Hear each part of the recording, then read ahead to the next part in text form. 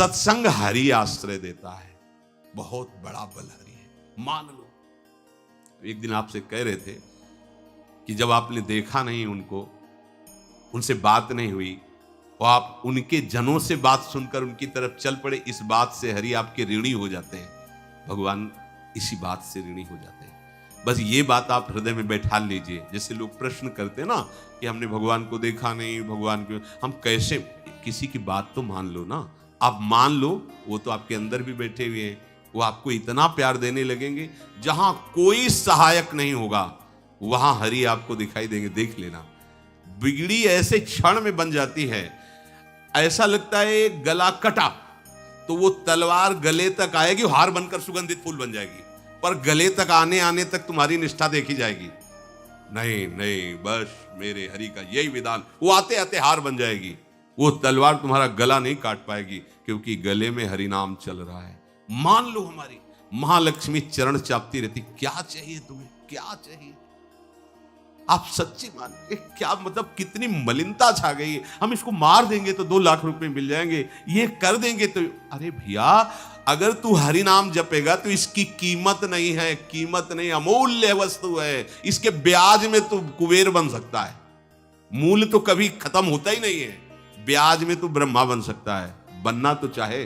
भक्तजन तो कहते हैं नहीं चाहिए मुझे ब्रह्मा का पद, परमेष्ठी पद, नहीं चाहिए सम्राट पद, नहीं चाहिए योग की सिद्धियां, मुझे प्रभु आपकी दास्ता चाहिए। ये बात, कितना महासुख होगा उस भक्त को जो इन बातों को कह रहा है, नहीं चाहिए मुझे मोक्ष सुख नहीं चाहिए। वो ऐसे थोड़ी कह रहा है, श्रद्धा से नहीं कह रहा, अनुभूति से कह रहा है, मुझे नहीं चाहिए ये सब, इनमें वो सुख नहीं है जो आपके चरणों के समीप रहने में सुख है। नहीं सत्संग भजन नहीं हरि को, श्रवण न राम कथा अनुरागी, सुत बीतदार भवन ममता निसि सोवत अति न कबहु मति जागी। अरे तेरी बुद्धि सो रही है, जगा दे। पुत्र में, रुपया में, स्त्री में, मकान में, इसमें सबकी ममता होती है, सबकी, जितने सृष्टि में पैदा हुए हैं। केवल सत्संगी की नहीं होती। जो असली सत्संगी है उसकी ममता प्रभु के चरणों में होती है, क्योंकि वो जानता है सब रूपों में प्रभु ही है, ये सब पसारा प्रभु का ही है, इसलिए ममता उसकी प्रभु के चरण। एक अहमता ममता ये जग में है दुख जाई, ये जब श्री जी की ओर लगे तो होत परम। जाग जा, बिना जागे दुख दूर नहीं हो सकता। जैसे स्वप्न में हम देख रहे हैं कि समुद्र में डूब रहे हैं, अब जागृत में आसपास सैकड़ों नाव लगा दें तो बच जाएगा क्या वो, क्योंकि वो तो सो रहा है और वो स्वप्न में देख रहा है। अब हम नाना प्रकार के तैराकों को बाहर तैनात रखें तो उसको कोई सुख मिलेगा क्या, क्योंकि स्वप्न में। उसको अगर सुखी करना है तो एक उपाय, जगा दे। जगा दो तो ना समुद्र रह गया ना डूबना रह गया। ऐसे ही संसार में मोह से ऐसे ग्रसित जीव है, भाई इतना ही सुख चार है, और उसी स्वप्न में वो दुख से निवृत्त होना चाहते हैं।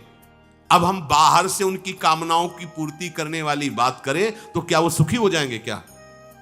इसीलिए कोई साधु जो भगवत मार्ग का पथिक है वो कभी सपोर्ट नहीं करेगा जाओ ऐसा, वो जाओ ऐसा ही है जैसे उस स्वप्न में समुद्र में डूब रहा है, बाहर से हम जल जहाज नाव तैराक सब लगा रहे हैं, लेकिन वो नहीं सुखी होगा, क्योंकि उसके सुख का कारण तब बनेगा जब स्वप्न हटे।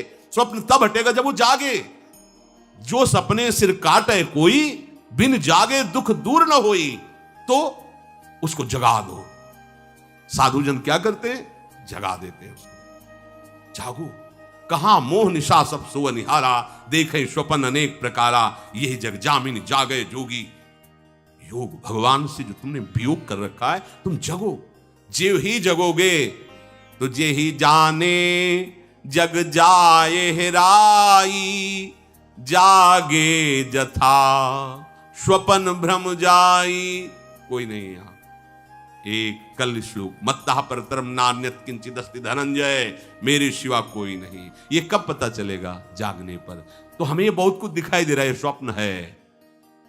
उमा कहूं मैं अनुभव अपना, सत हरि भजन जगत सब सपना। तो बोले तुलसीदास हरि नाम सुधा तजी, सठ हठ पियत विषय विष मांगी। अगर कहीं संतों के पास भी गए तो क्या मांग रहे हैं? हट करके विषय विष मांग रहे हैं। वो आत्मदेव नाम के एक ब्राह्मण थे, सब कुछ समृद्धि थी, संतान थी नहीं, बड़े दुखी गृहस्थी में। हमारा कुल चलाने वाला होना चाहिए। बड़ा भ्रम बैठा हुआ, हमारा कुल चलाने वाला नहीं, तो सब बेकार, जीवन ही बेकार हो गया। बिना गुरु के यदि शास्त्र पढ़ोगे ना तो भ्रमित हो जाओगे। स्पष्ट लिखा, पुत नाम के नरक की उसको प्राप्ति होती जिसके संतान नहीं होती। अब तो गृहस्थ में बेचारा पड़े परेशान, उन्होंने सोचा इससे अच्छा है आत्महत्या कर लें। बहुत संतों के पास जाकर के यज्ञ करके सब अपनी कामनाओं की पूर्ति चाहते, दान पुण्य दे करके। उसने भी जितना उपाय हुआ किया, नहीं हुई संतान। मरने के लिए वो जंगल में, उधर से एक सन्यासी जी आ रहे थे, देखा साधु तो ब्राह्मण तो थे, उठे प्रणाम किया, देखा उनको उदास क्यों हो? उनका महाराज उदास ही नहीं, मैं तो आत्महत्या करने आया हूं यहाँ जंगल में। अरे ये तो महापाप है, आत्महत्या तो बड़ी दुर्गति का कारण है। बोले महाराज अगर आप बचाना चाहते हो तो आप कृपा करो। क्या क्या चाहते हो? बोले हमारे पास सब कुछ है, बेटा नहीं दोगे तो हमारा जीवन बेकार। तो उन्होंने अंतर्दृष्टि से देखा और कहा 7 जन्म तक तेरे पुत्र नहीं भाग्य में तेरे लिखा है। तो उसने कहा फिर तो अभी मरते हैं, आत्महत्या करते हैं, 7 जन्म के बाद हम 7 दिन नहीं जिएंगे, हमें पुत्र चाहिए। संत का दयालु देखो, जिनके पास तपस्या और भजन का धन होता है, जब भगवान अधीन है तो कुछ भी कर सकते हो, कुछ भी कर सकते। प्रारब्ध मिटाना कोई बड़ी बात नहीं। प्रारब्ध जानते, कोई देवता थोड़ी है, तुम्हारा पीछे का किया हुआ कर्म है। और इधर चोर का भजन है, भजन के प्रभाव से कर्म को नष्ट करने में देर थोड़ी लगती है। ये तो अच्छे शुभ कर्म करो तो तुम्हारा प्रारब्ध बदल जाएगा। भजन का प्रयोग प्रारब्ध बदलने के लिए थोड़ी है। पर वो ऐसा हट किए तो उनका देखो, हट करने से लाभ नहीं मिलता है। उनका हमें उपदेश नहीं, हमें पुत्र चाहिए। अगर आप भगवत प्रेरित होकर यहां आए हो तो आप हमें, तो उन्होंने तपस्या के बल से फल की रचना की। उनका जाओ अपनी पत्नी को ये फल पवा दो और इससे निश्चित पुत्र होगा। बहुत प्रसन्न, अब कामना पूर्ण थी तो देख लो, प्रभाव देखो कामना का। प्रसन्न हुए आए, धुंधुली नाम था उनकी पत्नी, नाम भी बहुत बढ़िया था, धुंधुली।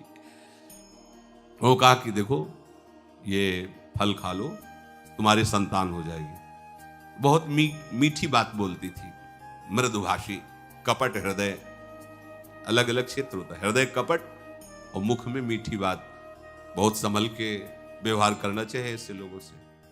मधुरिया बानी, मीठी, क्या मृदु भाषा। नहीं प्रीतम, आप चिंता मत करो, फल ऐसे थोड़ी खाया जाता है, नहा धो के पवित्र होके फिर। हाँ उनका ये बात, तो आप अपने काम में लगो, हम पा लेंगे ऐसा। अब आपको विश्वास है? बोले विश्वास करो, इसमें क्या विश्वास, आप भी तो चाहती ना पुत्र हो। बोले हाँ। वो जो ही गए सो अपनी बहन को बुलाया और कहा सुनो, अभी तो हम 4-5 रोटी कढ़ी चावल सब पा लेते हैं, पूड़ी खीर पुआ, गर्भ रहेगा तो पेट तो उसी से भरा रहेगा, तो हमारा भोजन रुक जाएगा। हाँ ये तो बात है, जब पेट बढ़ेगा, अगर घर में आग लग गई तो फिर भाग नहीं पाएंगे, तो हम जल जाएंगे। ये निगेटिव सोच वाले लेते। और पंडित जी तो इसी बात में लगे हैं कि गर्भ रह जाए तो क्या करें, तुम्हारा हम खाएंगे तो है नहीं, पक्की बात, पर करें तो क्या करें, पंडित जी को कैसे समझो। उनका देखो एक बात है, हमारे गर्भ है, हमारे कई लड़के हो चुके हो, गरीबी है ही है हमारे यहाँ, तुम कुछ पैसा दे देना और ये नाटक करना कि मैं गर्भवती हूं, बच्चा समय होने पर हम पहुंचा देंगे, हम घोषित कर देंगे हमारा बच्चा मर गया। तो पंडित जी को तुम नाटक में बताते रहना कि गर्भ है, बच्चा हो जाए, पंडित जी कह देना बच्चा हो गया है। तो बोले दूध पिलाने की समस्या आएगी। तो बोले ये तुम कह देना कि पहला बच्चा है, हमारे वक्षा स्थल में दूध नहीं, हमारी बहन का था तो मर गया बच्चा, तो उनको बुला लेती तो बात बन जाएगी, बढ़िया बात हो गई। परीक्षा के लिए फल गाय को खवा दो, गाय को खवाया, ठीक समय पर गोकर्ण जी प्रकट हुए, दिव्य तेजो में बालक, कान केवल वो गाय के, बड़े ही विद्वान और भगवत भक्त संत के द्वारा। कहा था 7 जन्म तुम्हारे भाग्य में, बच्चा नहीं तो नहीं है, देखा गाय के हो गोकर्ण जी प्रकट हुए। उधर उनके जो बच्चा पैदा हुआ उसे ही नाटक के द्वारा पहुंचा दिया गया, वैसे ही पूरा जैसा पहले पक्का हुआ।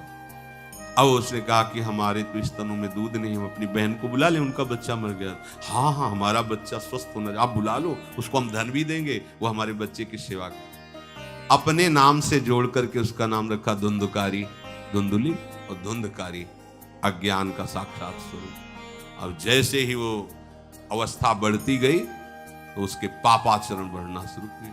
बच्चों के साथ खेलता, खेलते हुए बच्चों को उठा लेता और कुएं में डाल देता। मतलब घोर अत्याचार। गोकर्ण जी हर समय भजन साधन शास्त्र स्वाध्याय। जब और बड़ा हुआ तो माता जी को अपने डंडों से रोज पूजन करता और पिताजी को गाली लात थप्पड़। पिताजी तो रो पड़े। गोकर्ण जी से कहा कि बेटा हमारी गाय से प्रकट हुए पर भरोसा आप ही का है, बचा सकते हो। तो बोले पिताजी जाओ यहां से, भाग जाओ यहां से, एकांत जंगल में जाकर भगवान श्री हरि का भजन करो। उन्होंने 2 श्लोकों में प्रदेश किया। दूसरा श्लोक ये, धर्मम भजस्व सततम त्यज लोक धर्मान सेवन सदा साधु पुरुषं जहि काम तृष्णाम अन्यस्य गुण दोष चिंतन मास मुक्त्वा सेवा कथा रसमहो नितराम पिबत्वम। हे पिताजी, अब तुम लोक धर्म का त्याग करके भागवत धर्म को स्वीकार करो। एकांत में जाकर साधु महापुरुषों के संग से उनके उपदिष्ट उपदेश के अनुसार आचरण करो। प्रभु की लीला कथा सुनो। ना कोई कामना, ना कोई तृष्णा, किसी के गुण दोष का वर्णन मत करना और सदैव भगवत सेवा भावना में रहना। इसी जन्म में तुम्हें भगवत प्राप्त। वो तो उधर गए। इतनी पिटाई की उसने माँ की, माँ कुएं में गिरकर आत्महत्या कर ली। फिर तो मनमानी आचरण, कुछ वैश्याओं को रखा और चोरी करके लाया। वैश्याओं ने सोचा किसी दिन पकड़ा जाएगा ये और हम, तो उसके हाथ पैर बांध दिए चारपाई में, ला के मुख में अंगार, वो मरा भयानक प्रेत। कामना ने क्या किया? सर्वनाश। किसी को हरि विमुख होकर कभी सुख मिल सकता है? आप संतों के पास जाइए, अपनी कामना रखिए। हम ये नहीं कहते कि कामना तुम त्याग पाओगे। कामना रखिए, भगवान के पास जाइए, अपनी कामना रखिए, क्योंकि आप कामना से युक्त हैं। पर छूट इतनी दे दीजिए कि जिसमें हमारा मंगल हो वो करना। जैसे नारद जी भगवान से अपनी कामना रखते हैं कि हमारा ब्याह करवा दीजिए, और बाद में एक छूट दे देते हैं कि जेहि विधि होए नाथ हित मोरा। तो हरि को अच्छा लगेगा, गुरुजनों को अच्छा लगेगा कि इस कामना से इसका कोई जीवन बाधित नहीं होगा, वो पूर्ण भी कर देंगे। और अगर लगा कि इसका पतन हो जाएगा तो आप रोते रहो तो भी कामना की पूर्ति नहीं करेंगे। उत्तम बात तो ये है कि कामना हरि की प्राप्ति की करो, वो सर्व सुख स्वरूप है। किसी का अन्य आश्रय, अन्य बल ना लेते हुए अपने श्यामा श्याम के चरणों का आश्रय लेकर निरंतर भजन करो तो ये अनुभव हो जाएगा कि सुख किसे कहते हैं। अभी तुम्हें परिचय ही नहीं मिला, सुख किसे कहते हैं। सुख सच्चिदानंद है, सुख एक रस है, सुख अविनाशी है। वो सुख सदैव बढ़ता रहता है, घटता कभी नहीं। एक रस होते हुए भी प्रतिक्षण वर्धमानम है, कभी कभी अंत नहीं होता इस सुख का। ऐसे अनंत सुख के लिए हमें मनुष्य जन्म मिला है। प्यारे, इसे मत खोइए। हर समय राधा राधा राधा राधा राधा, और किसी को दुख मत दीजिए। कोई गंदा नशा मत कीजिए, कोई गंदे आचरण मत कीजिए, गंदा भोजन मत कीजिए जिससे अन्य जीवों को कष्ट हो। ऐसा कोई भोजन स्वीकार मत करो। इसी जन्म में आप देख लेना, इसी जन्म में आपको वो वस्तु मिल जाएगी, निहाल हो जाओ। हम किसी पक्षपात की बात नहीं करते। अगर इस छाती को बचपन से अभी तक ऐसा, तो हम कह देते कि भाई आगे कुछ भी हो, कोई भी हमारी गलती हो, हम ये मान सकते हैं। पर हमें ये पता चला कि बचपन से आज तक जलता ही रहा, कभी शांति नहीं मिली, भागता ही रहा, पर कभी विश्राम नहीं मिला।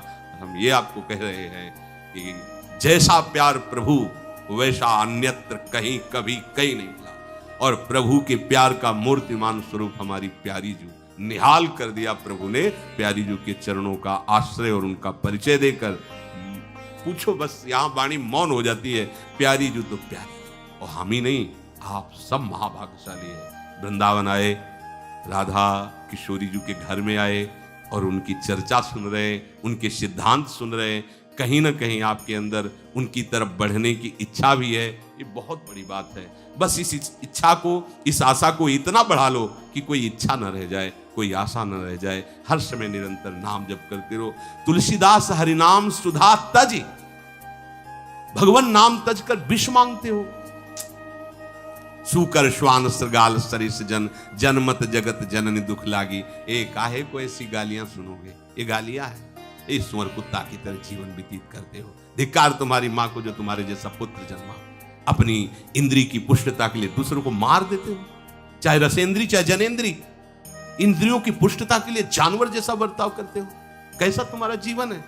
केवल एक क्षण के सुख के लिए दूसरे को जला दिया, काट दिया, मार दिया, चाहे रसेंद्री का सुख चाहे जनेंद्री का सुख, एक क्षण के सुख के लिए उसका गला काट दिया, उसको रांध के खा रहे हो, उसके साथ भोग किया, उसको काट के फेंक रहे हो, उसको जला रहे हो। क्या तुमसे तो अच्छा सुअर कुत्ता है कि वो अपनी योनि के अनुसार बर्ताव कर रहा है, तुम मनुष्य योनि होकर ऐसे गंदे काम करते हो। सुधर जाओ, नहीं तो आगे सुधरने का अवसर नहीं। ये मनुष्य जन्म है, सुधर करके सबको सुख प्रदान करने वाले बनो, सबको आनंद देने वाले बनो, तो तुम स्वयं सुख समुद्र हो जाओगे, तुम आनंद समुद्र हो जाओगे। उपासक को एकाग्रता पूर्वक महत्व बुद्धि रखकर प्रभु की आज्ञा का मनन करना है। गोस्वामी जी कह रहे हैं, बने तो रघुबर ते बने, बिगड़े तो भरपूर, तुलसी और अंते बने, ता बनवे पे धूर। इस बात को समझो। कौन सी कामना ऐसी है हमारे प्रभु के लिए दुर्लभ है? अरे ये अनंत सृष्टि एक निमिष में जिन्होंने रचा है वो तुम्हारी कामना नहीं पूर्ण कर सकते, पर तुम गंदे आचरण करो, हिंसात्मक वृत्ति रखो, दूसरों को दुख देने वाली चेष्टाएं करो, पापाचरण करो, भगवद विमुख जीवन बिताओ और सोचो कि आपकी कामनाओं की पूर्ति हो जाए। नहीं, आपको दुख भोगना पड़ेगा। यदि आप शास्त्र के अनुसार, भगवद वाणी के अनुसार चलो तो आप देखना एक दिन आप निहाल हो जाओगे। पर हमारा धैर्य इतना नहीं रह गया है। वर्तमान की क्रिया वर्तमान में तत्काल सुख दे, वो चाहे पापाचरण क्यों ना हो, चाहे हिंसात्मक वृत्ति क्यों ना हो, हम लोग अपनी बुद्धि को खो चुके हैं, मलिन कर चुके हैं। परिणाम आते अशांति, दुख, क्लेश, बंधन, और चाहते हैं सुख। अरे भ्रम छोड़िए, भगवद वाणी का मनन करो और उसे आचरण में उतारो, सुखी हो जाओगे, निहाल हो जाओगे। ये माया की ऐसी चाल है जो आपको फंसाती चली जाएगी। आप जब तक शास्त्र विरुद्ध आचरण करेंगे तो शब्द याद रख लीजिए, आप भयभीत रहेंगे, आपका मन विषाद से, खेद से युक्त रहेगा। आपकी सारी सुख सुविधाएं जो जमा हैं उनसे आपको बिछुड़ना पड़ेगा, वो नष्ट होंगी। आपका सहयोगी भी आपको छल करके दुख देगा। आपके प्रियजन ऐसी चेष्टा करेंगे कि आप जलोगे, मैंने इनके लिए किया था और ये ही हमारा साथ नहीं दे रहे। मान लीजिए, जब तक आप हरि की शरण में होकर उनकी आज्ञा के अनुसार नहीं चलेंगे, तब तक आपको सुख स्वप्न में भी नहीं हो सकता। विश्वास कर लीजिए, ये भ्रम छोड़ दीजिए कि हम असत आचरण करके, अधर्म आचरण करके, हिंसा करके, व्यभिचार करके, चोरी करके, नशा करके हम सुखी हो सकते हैं। प्रार्थना मान लीजिए, ये हमारी दुश्मन की चाल है हमें नष्ट करने की। ये जो अज्ञान रूपी शत्रु है यही हमें नष्ट कर रहा है। इसलिए भगवद वाणी श्रवण कीजिए। ये केवल कागजों में लिखे हुए शब्द नहीं है, वांग्मय स्वरूप भगवान का है। जिन्होंने माना है निहाल हो गए हैं। सच्ची कहते हैं, सच्ची कहते हैं। मान लीजिए, बार बार इसलिए कह रहे हैं कि बस मान लीजिए, तब आप इसका अनुभव करेंगे। मान के जान जाओगे और जान के वही हो जाओगे जो प्रभु हैं। प्रभु हैं, प्रभु का यही महान महिमामय स्वरूप है। जो प्रभु का आश्रय लिया, प्रभु अपने समान बना देते हैं, उसे अपने समान बना देते हैं। अपने समान क्या, प्रभु अपने सेवक के सेवक बन जाते हैं। आवश्यकता केवल प्रभु की बात मानने की है। प्रभु को तुम्हारे 56 भोग नहीं चाहिए, प्रभु को ये तुम्हारी वस्तुएं, अरे मानो एक माया की जरा सी झलक में मारा घूम रहा है ऐश्वर्य, वो मायापति श्री कृष्ण है। तुम्हारा तोला दो तोला सोना, ये 56 भोग, ये कपड़ा लत्ता पोशाक, ये प्रभु को चाहिए। अरे इसमें आपका भाव है, दुलार है, बस इस बात को प्रभु देख के प्रसन्न हो रहे हैं। इससे नहीं प्रसन्न हो रहे कि आप बहुत कीमती इत्र लगा रहे हैं, बहुत हम आपसे सच्ची कहते हैं, हमारे प्रभु की श्री अंग की जो सुगंध है उसके आगे यहाँ जितनी भी सुगंध है वो दुर्गंध के समान है। ये मायाकृत है, वो चिदानंद है। कैसे? पर वो जब हम उस वस्तु के साथ दैन्य भाव से, तो हमारे प्रभु तो देखो इतने करुणामय है, सबरी जी के जूठे बेर खा रहे, इतने करुणामय है, विदुरानी के हाथ से केले के छिलके खा रहे हैं और वाह वाह कर रहे हैं। इतने करुणामय है, सुदामा जी के तंदुल खा करके हाँ लक्ष्मी प्रदान कर रहे हैं। कैसी कैसी महिमा। आप देखो हमारे प्रभु को, क्या प्रभु को वस्तुएं चाहिए? यदि आप अभिमान करके सोने का मुकुट और 56 भोग और दुनिया का कुछ नहीं चाहिए। दुर्योधन ने क्या नहीं व्यवस्था की थी, देखा भी नहीं भगवान, और विदुरानी जी की उसी समय जाकर मांग कर छिल के पा रहे। हमारे प्रभु को आप चाहिए, आपका प्यार चाहिए।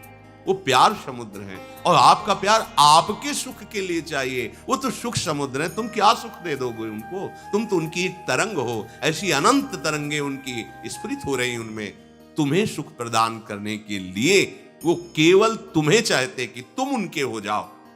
इसीलिए तुमने जो जो अपना माना है उस अपनेपन को समेटने के लिए कहा जाता है, आप प्रभु की आज्ञा पालन करते हुए अपना सर्वस्व ये मानिए मेरे प्रभु का है, क्योंकि उन्हीं का है। तुमने रचा नहीं है, तुम्हारे सामर्थ्य नहीं कि एक भी वस्तु रच सको। जितनी भी रचना वो सब उन्हीं की माया से रची हुई है।